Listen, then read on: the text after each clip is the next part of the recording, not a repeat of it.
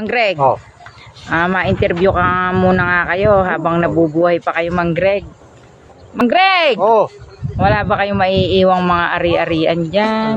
Ano iiwan Wala ko? ba kayong habilin sa inyong Yung mga bang ko, yung kamag-anak? anino ko. Ano masasabi niyo, Mang Greg? Wala ako. Magsalita na kayo habang nabubuhay pa kayo. Ano masasabi niyo? Matagal pa akong mabubuhay.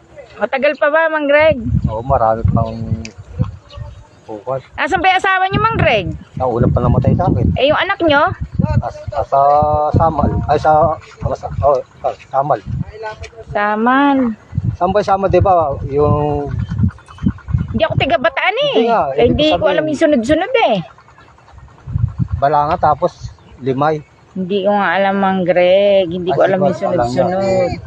Sabihin nyo na habang nandito pa ako, ano ba yung mga gusto nyo sabihin? Habang, syempre, hindi naman natin alam hanggang kailan tayo mabubuhay. Sabihin nyo na, Mang Greg, habang nabubuhay pa kayo. Gusto ko, Yung mga gusto nyo sabihin. wala ako sasabihin. Gusto ko, pubita ako. Ayun na. Hindi ba sasabihin yun? Ano pa yung gusto nyo? Bukod sa kumita kayo? Wala, yun lang. Wala ba kayong sasabihin sa mga kapatid nyo kay Mansente? Ano yung masasabi nyo kay Mansente? Walang pakialam sa akin. Walang pakialam sa inyo si Mansente? Mapagsabihan nga yung Mansente na yan.